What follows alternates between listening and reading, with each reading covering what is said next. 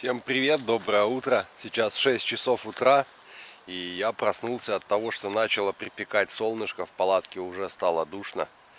Решил, что надо вставать, просыпаться, складываться, обслужить мотоцикл, завтракать и выезжать на трассу. Ночь у нас прошла совершенно спокойно, все было тихо. Птички пели здесь где-то на деревьях достаточно громко, но спать не мешали. Ну а сейчас утро, степь. Ладно, давайте расчехлять. Расчехлять Урал.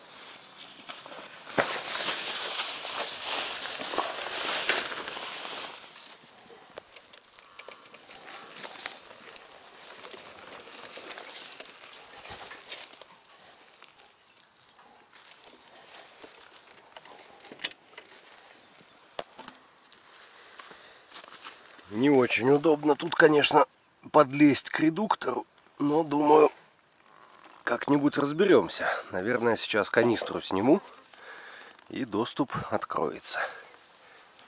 Как и ожидалось, масло из редуктора вытекает черное и с мелкими-мелкими блестками стружки. Ну, радует, что крупных обломков зубьев нет, значит, происходит прикатка шестерен. Вот и Танюшка проснулась.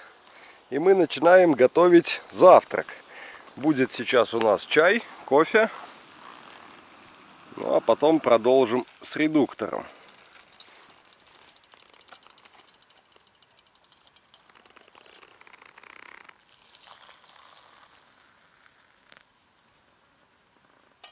А для того, чтобы залить в редуктор масло, пришлось из пластиковой бутылки вырезать масло-заливной желоб.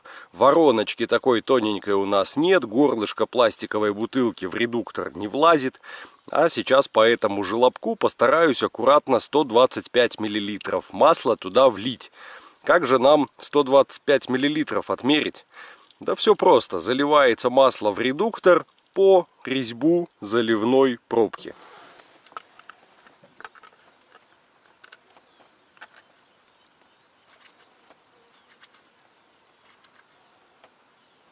Ну и раз уж мы занимаемся мотоциклом, то давайте еще и уровень масла в двигателе проверим.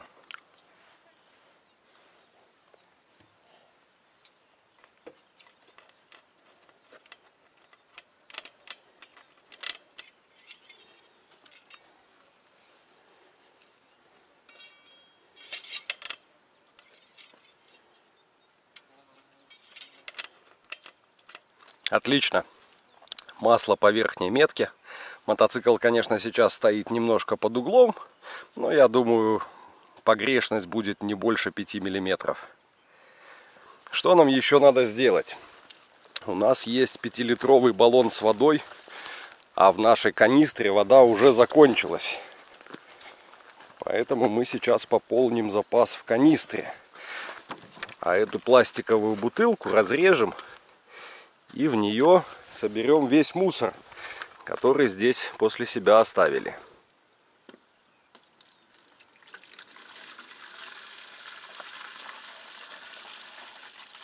В такую жару самое главное, чтобы была с собой водичка, потому что без воды просто высыхаешь моментально.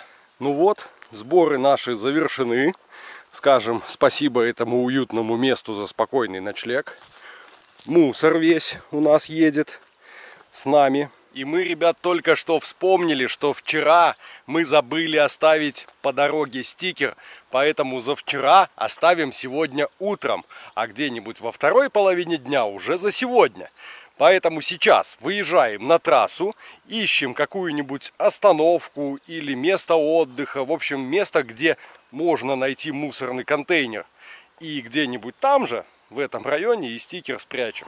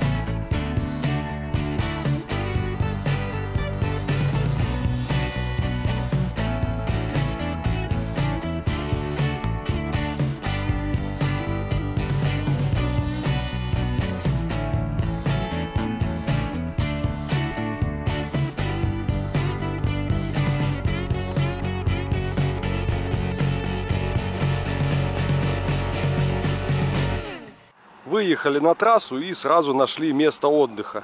Кафе, чай, кофе, такого полусарайчатого типа. Танюшка пошла смотреть, какой там километровый знак. По-моему, 452. Вот я отсюда вижу. Сейчас проверим заодно мое зрение. Ну а пока она будет возвращаться, пойдемте выкинем мусор. Здесь все бутылки с маслом, с отработкой, что я слил с редуктора. В общем, ничего мы не оставили, вреда природе не нанесли. Исправляемся.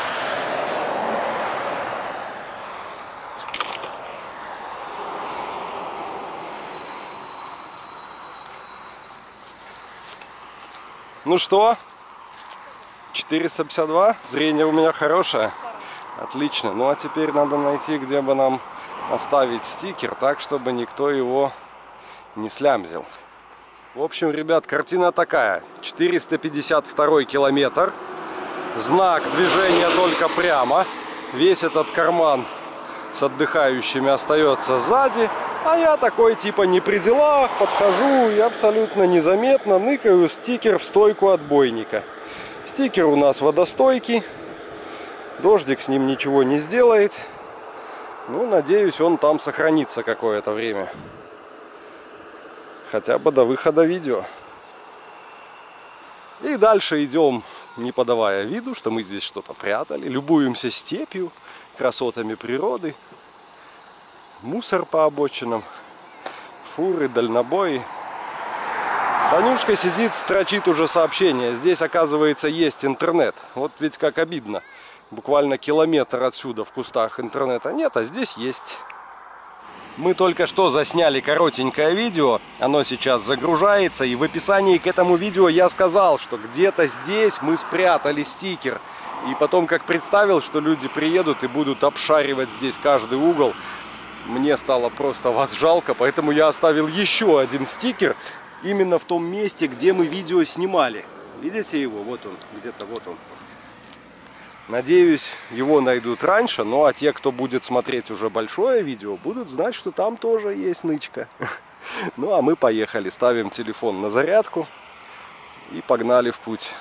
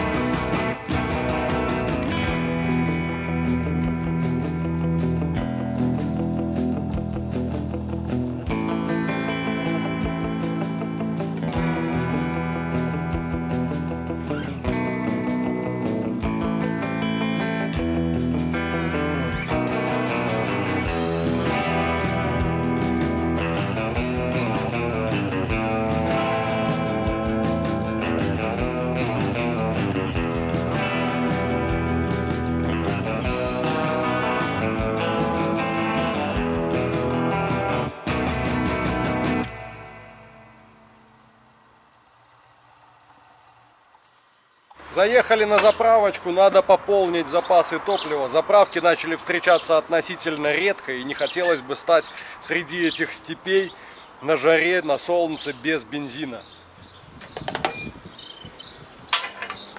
Заправили мотоцикл и купили холодного чая. Как я и говорил, покупаем что-то холодное, пьем сразу в тенечке на заправке, потому что везти дальше по трассе смысла нет. Уже через 20 минут вода горячая, жажду не утоляет. А сейчас вот самый кайф. Что можно вообще про эту трассу сказать?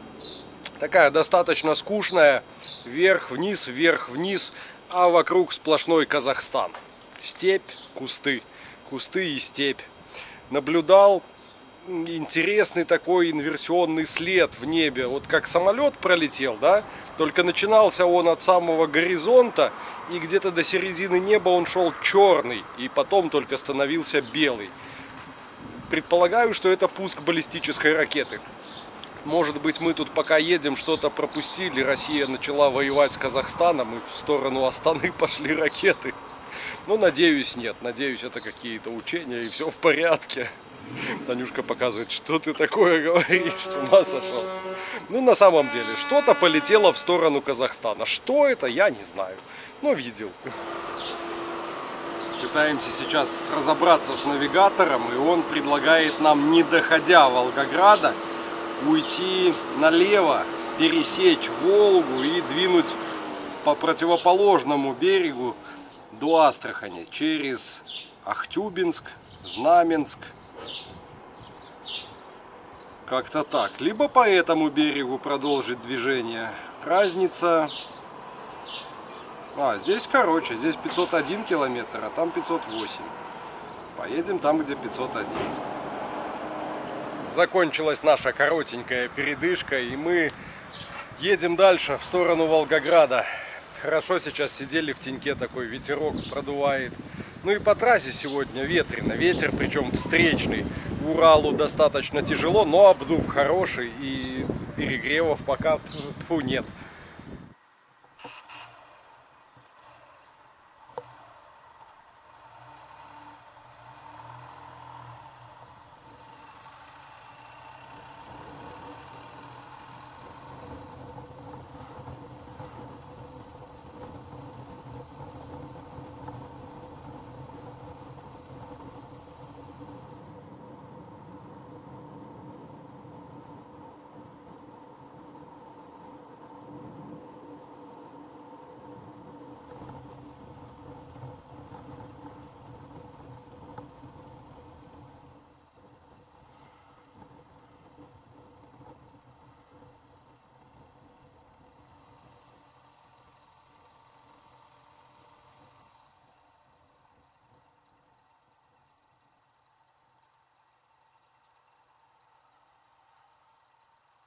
Я, ребят, остановился, потому как у нас как-то странно зазвучал мотор. Появился какой-то посторонний звонкий, цокающий звук.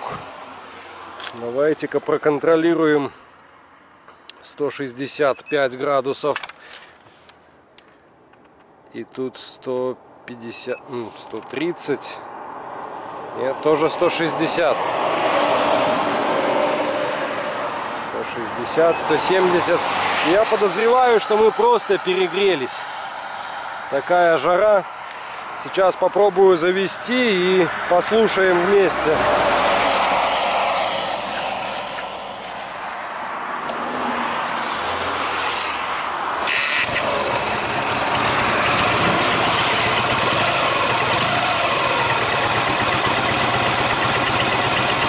Именно в этом цилиндре что-то.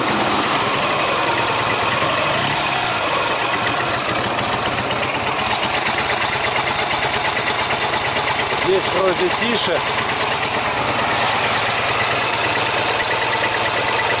Хотя нет, звук от шестерен. Звук в районе шестерен ГРМ.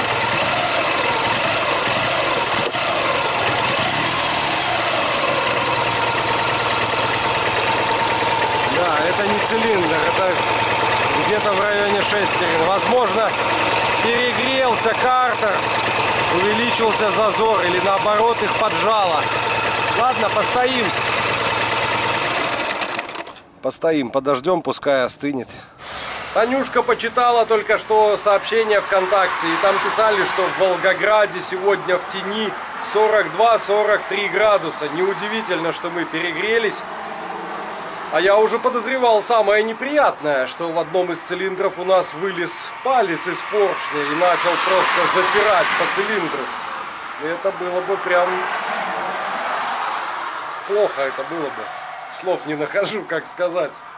Ну, шестерни, это не так критично, да, шумят, да, сейчас остынет, надеюсь, все пройдет и поедем дальше. Спрятались тут в тенек на автобусной остановке. А прямо напротив нас, вон она, Волга. Волга. Мы сейчас обойдем Волгоград и дальше так и пойдем по правому берегу. И хотелось бы сегодня на ночевку свернуть куда-нибудь налево и хотя бы стать так, чтобы было видно Волгу с того места, где мы будем стоять с палаткой. В идеале, конечно, подъехать к берегу и постираться, покупаться, но на это я не рассчитываю. Хотя бы вид красивый, уже было бы здорово. Ну и пока мы тут кукуем, решили еще один стикер спрятать. Как раз вот на этой остановочке. Это у нас поворот на деревню Пичуга. Ремонт дороги. Куда бы тут его сныкать. Так, чтобы сильно в глаза не бросался и ветром, чтобы не сдуло. Ну, вроде держится. Ну, бросается бумажка и бумажка. Да, думаю, должно быть нормально. Все, теперь точно держится. Отлично, пойдемте посмотрим, как у нас температура двигателя. Было по картеру около 90 градусов. И цилиндры 160. А сейчас 60-57, ну где-то около 60 цилиндр. Второй 70. Ну, картер блестящий, но может что-нибудь покажет. Ну, тоже 60 градусов. Давайте заведем, попробуем послушать звук работы двигателя.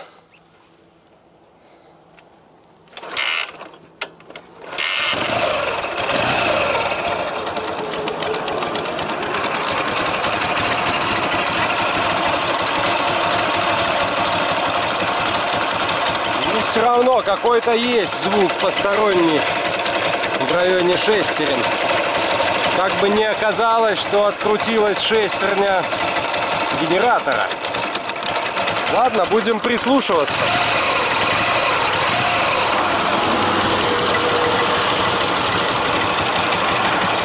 У нас почему-то пустой топливный фильтр.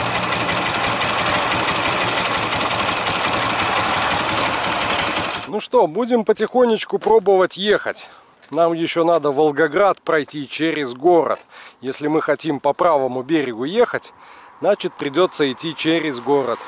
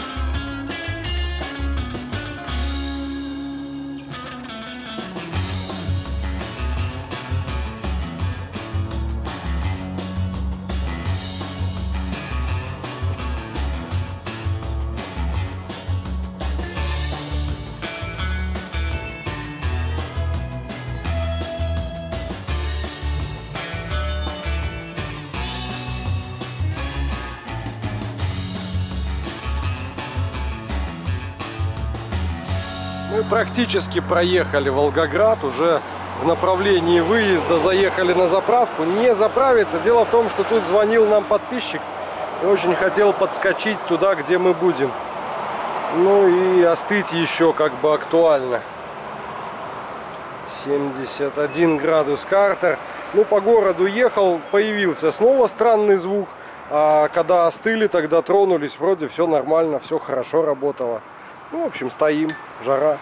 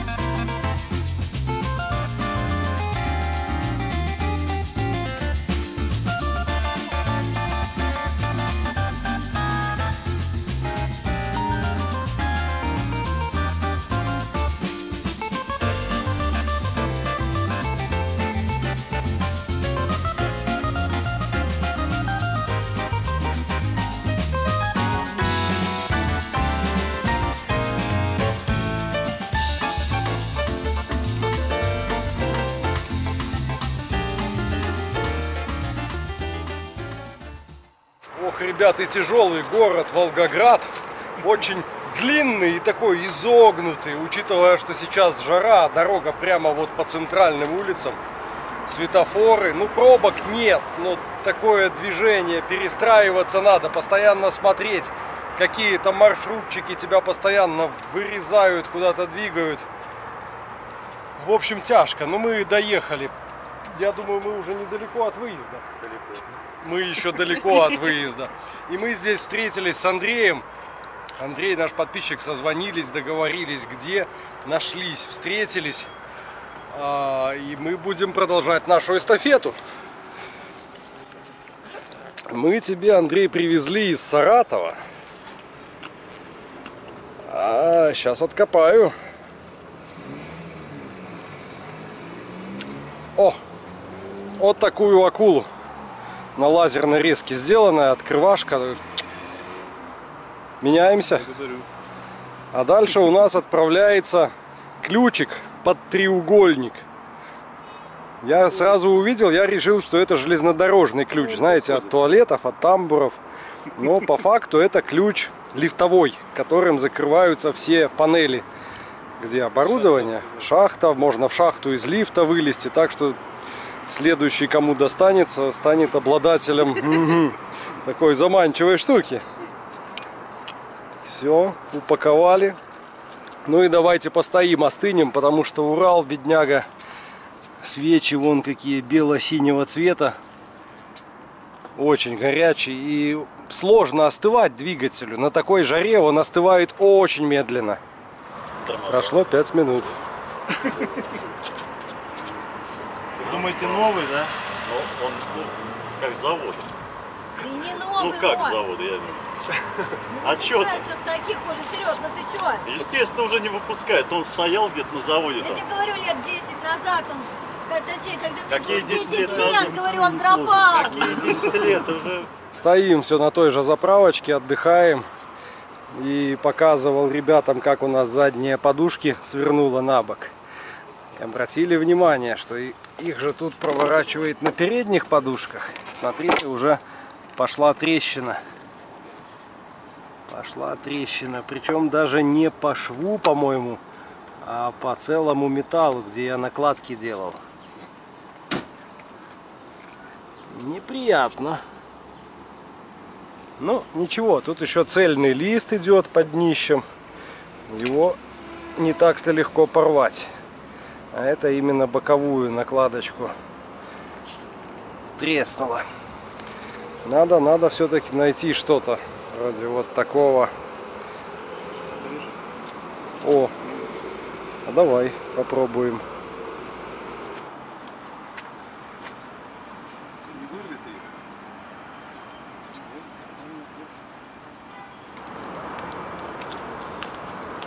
Ну вот, испортили Андрею стяжку, зато привязали коляску. Спасибо, держи, что осталось. Ну, у нас тут получился поводочек. И намного стало все жестче. Ну-ка, а зазор между... Да, и зазор появился между канистрой и редуктором. А то совсем уже коляска прижималась. Как кто-то шутил, что эта Танюшка старается все ближе ко мне подвинуться вместе с коляской. Зашел на заправку и купил водички. И вот, кажется, только что ж говорил, что воды покупаем мало, чтобы сразу ее выпить, чтобы она не грелась. А дело в том, что Андрей подарил нам волшебный пакет. Термопак. Открывай, закидывай. У нас теперь будет и минералочка, и сладенькая. И все будет холодненькое. Не, я одной рукой сейчас уроню, порвем пакет. Спасибо.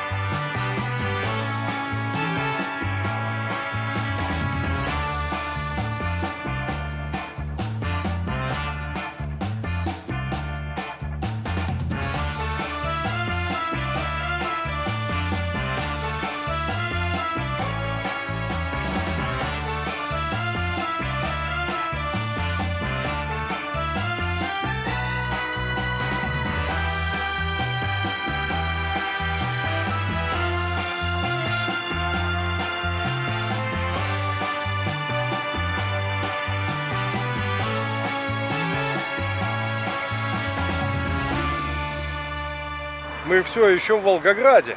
Мы по нему едем и едем, он все никак не заканчивается.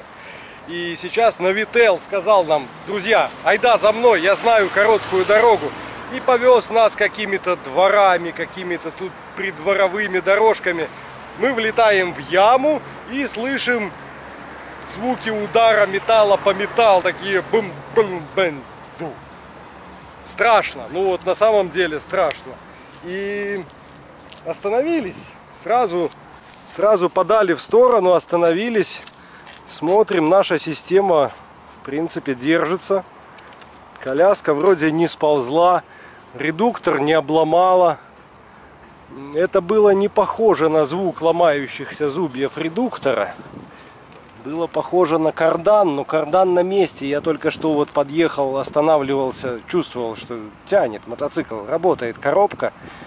Работает редуктор. Скорее всего, это была все-таки подножка. Она у нас вот так упала, ударилась об землю. И потом, наверное, постучала по ямкам и вернулась назад. Жаль, что тут снизу по ее состоянию нельзя судить. Она и так уже вся была пошарпанная. Ну, постоим немножко, остынем и попробуем ехать дальше. Надеюсь, все в порядке. Очень надеюсь.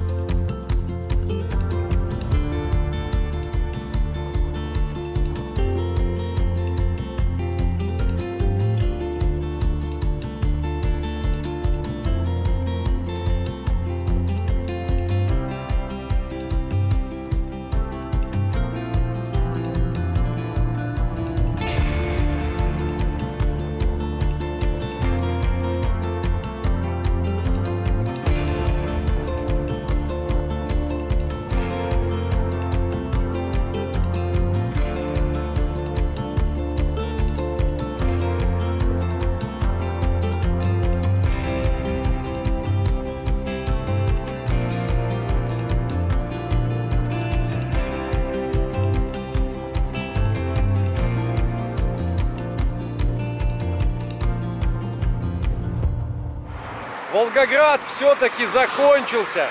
Выехали из города, проехали еще, наверное, километров 30, может быть 40.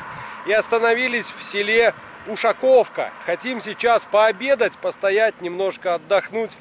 Потому что мотоцикл греется, и нам жарко, и покушать тоже когда-то надо. На обед доедаем колбаску. Вроде еще не пропала. Батон у нас есть, огурчики, помидорчики и холодная водичка. Ребята, какой это кайф. Это просто какое-то волшебство. Раньше она была бы уже горячая, а сейчас достаешь блаженство. 15 минут обеденного перерыва, и мы готовы продолжить движение. Дорога по-прежнему однообразна, степь. Слева от нас где-то раскинулась Волга, и постараемся сегодня на ночлег выехать ближе к реке. Попробуем.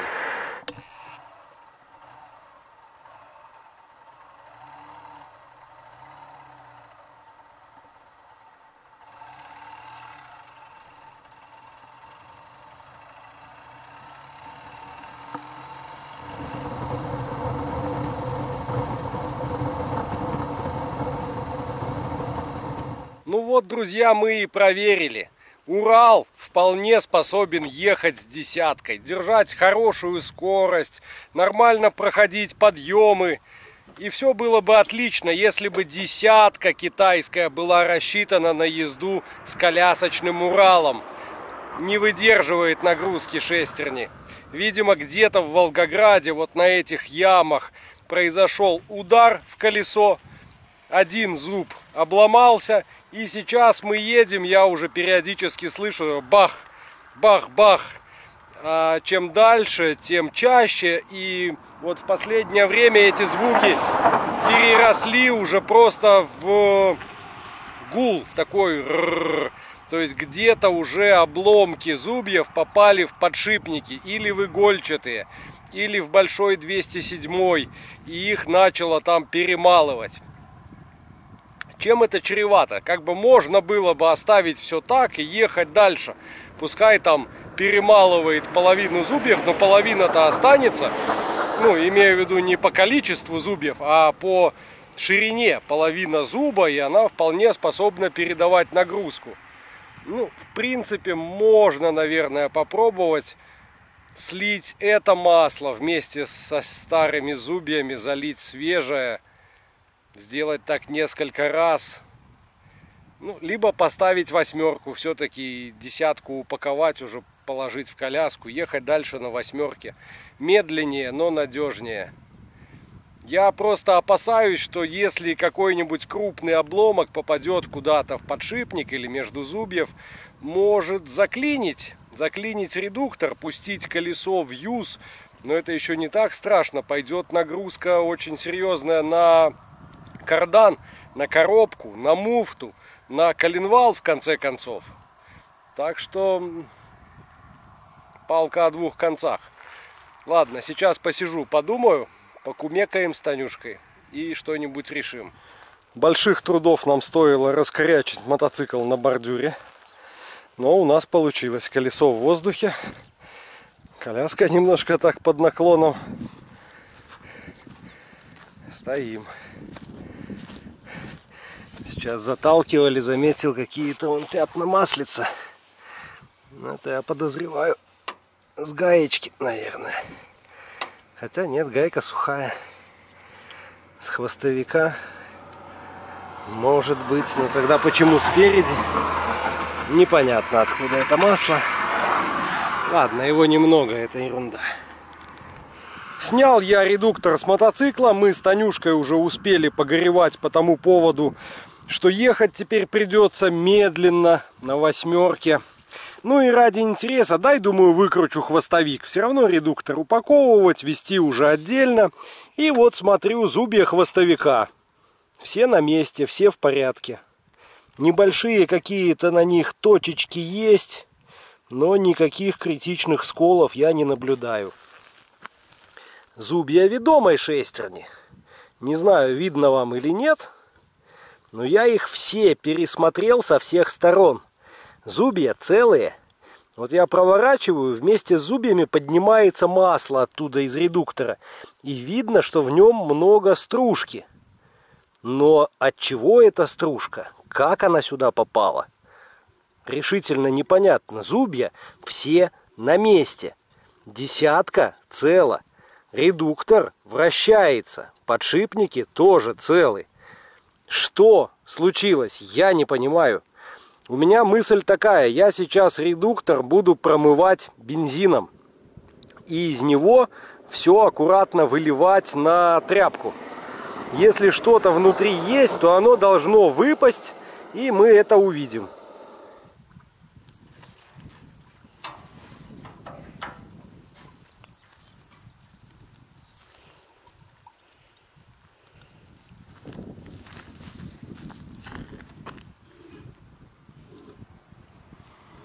Видите стружку? Вот она сразу всплывает вниз, стекает. Именно на зубьях я поднимаю вот свежее масло, и стружка поплыла. Откуда стружка?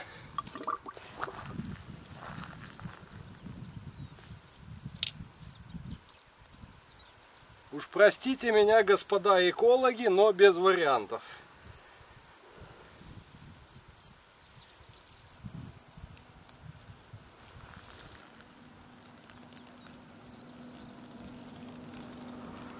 Ребят, слил я, короче, оттуда бензин. Получили мы большое количество алюминиевой стружки. Достал все иголочки малого игольчатого подшипника. А потом потрусил редуктор. Зафиксировал с одной стороны распорную втулку, чтобы не гремело. С другой стороны рычаг тормозов.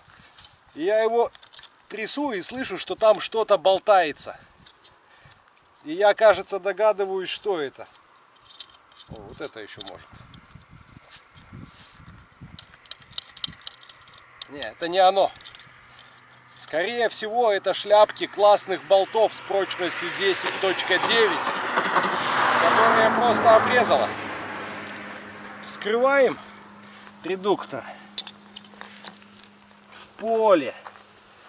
Посреди степей. Между Волгоградом и Астраханью. Ну, об этом же можно только мечтать. Ехал бы на Голдвинге, что бы я тут делал? Просто и проехал. Если бы на Голдвинге такое случилось, можно сразу вешаться. Посреди поля между Волгоградом и Астраханью на Голдвинге обрезала редуктор. Все.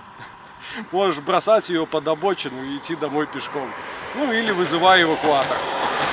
Снял крышку редуктора вместе с ведомой шестерней. Видим, что шестерня действительно целая, но вращается с заеданиями. Видите, где-то что-то затирает, что-то шкребет по чем-то. Непонятно. А внутри, в принципе, корпус целый. С самой шестерней проблем нет. Сейчас ее с крышки снимем и будем разбираться, в чем же там проблема. Ну что, ребят, так и есть. Крышка вся изнутри побита. В подшипник в 207 начала попадать алюминиевая стружка. Из-за этого он загудел. Может быть, получится его еще спасти, но не факт. И все шляпки болтов побиты. Некоторые из них наполовину выкручены. И одна из них отломана. Просто отвалилась. Вот она. Я подозреваю, что она просто выкрутилась и зацепила где-то за крышку. Из-за этого ее сорвало. Не обрезала все сразу. Она просто выкрутилась, а при этом ставил ведь я их на красный резьбовой фиксатор. Ладно, сейчас будем думать, как высверлить оставшуюся часть болта, точнее выкрутить ее оттуда. Зажать все остальные, поставить на синий фиксатор, он у меня был с собой. И продолжить движение. Ну что, ребят, вечереет уже, солнышко спряталось за тучками, но постепенно движется к горизонту. А я поставил на место болты. Все болты отжал, все обезжирил бензином, все поставил на синий резьбовой фиксатор другой фирмы, не тот, который был красный. И один болт обрезанный заменил, ну, на другой с прочностью 8.8. Надеюсь, будет держать. Сейчас нам необходимо обезжирить поверхность крышки, обезжирить поверхность редуктора, стыкуемые поверхности, усадить все иголочки подшипника. Солидола у меня нет, поэтому буду ставить на графитку. Графитки есть полшприца. Ну и все собрать, герметиком намазать. Я думаю, будет работать. Братцы, повозились мы немножко, и редуктор у нас собран. Это 10. Можно было, конечно, поставить 8, но хочется же ехать быстро, поэтому я решил лучше сейчас повозиться. Конечно, здесь немножко подубитый 207 подшипник. Конечно, сюда попала пыль, мошки. Кстати, о мошках. Это просто какие-то звери. Их тут миллиарды, и они лезут в уши, в глаза, в рот, в нос. Меня еще не так грызут. Танюшка почему-то очень страдает от этого. А за нашими спинами сейчас закат, солнышко садится. Надо срочно собирать мотоцикл и искать место для ночлега.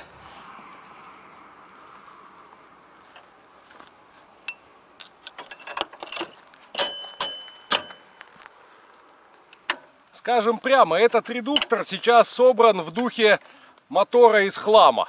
То есть прям все на глазок, все молотком. И даже масло, когда заливал, трансмиссионка закончилась, а до уровня не хватало. Поэтому еще грамм 50 пришлось добавить моторного. Я думаю, ничего страшного с ним не случится.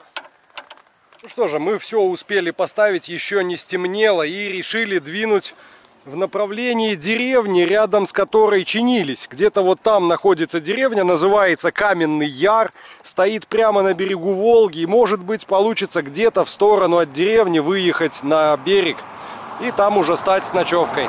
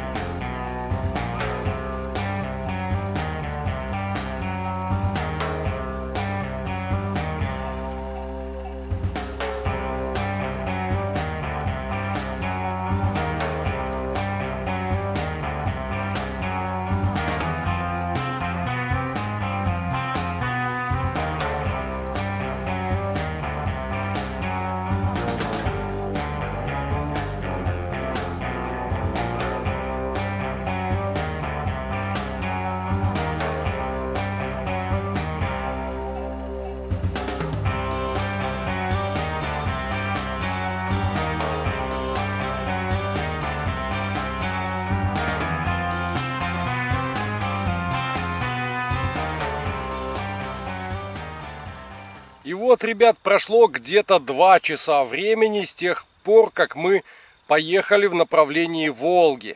А сейчас мы находимся ровно на том же перекрестке, где ремонтировали редуктор. Доехали мы до этого поселка Каменный Лог, отвернули налево вдоль Волги, якобы вдоль Волги. По факту оказалось, что это не Волга, а старое русло, то есть старик, такой заросший тиной. Там квакают лягушки, огромное количество комаров, мошки. А на берегу, вдоль берега, местные почему-то решили устроить свалку.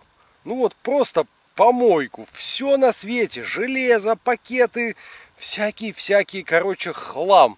Весь берег, простите, засран. Ну вот слов других просто нет.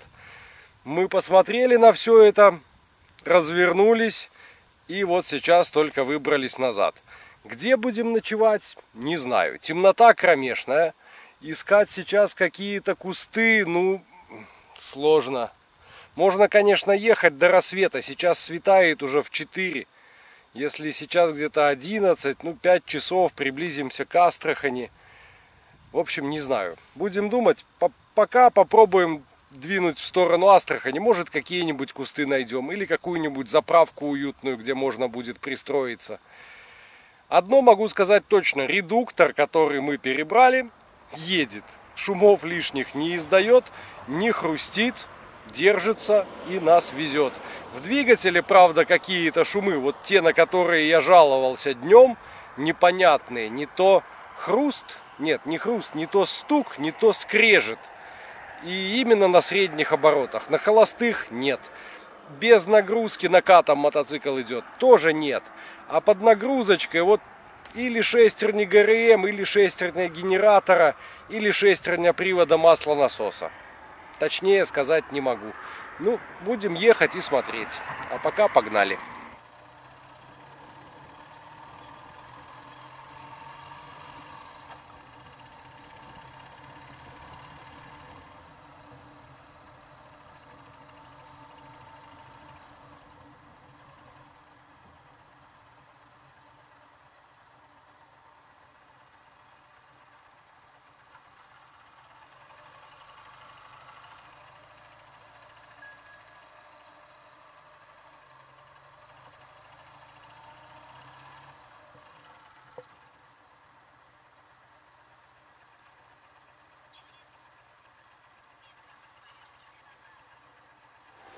В общем, ребят, картина такая.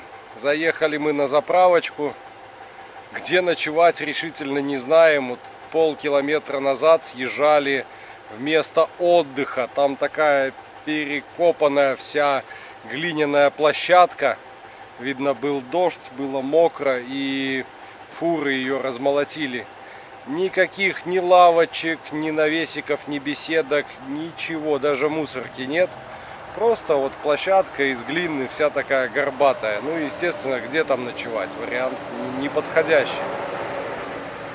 Заехали на заправку, купили воды. Сейчас сидим, смотрим вокруг. Но на заправке вряд ли нас оставят ночевать. Только если куда-то тут съезжать. В общем, непонятно. Наверное, двинем еще дальше, проедем, посмотрим, понадеемся на что-то, что мы что-то найдем. И очень меня беспокоят все-таки звуки из двигателя. Звуки работы движка. Какие-то странные шумы. Вот помните, в самом начале вылезал у нас такой легкий цокот на высоких оборотах. Это он же, потому как легкий цокот пропал. А появился более громкий уже звук, где-то на средних оборотах и даже на холостых его слышно. С чем это связать, вот не знаю решительно. Может, все-таки генератор. Может, где-нибудь получится снять генератор, но для этого надо карбюратор снимать. В общем, такое дело достаточно муторное. Ай, не знаю, устал, вымотался, спать хочу. Надо где-то сейчас искать место.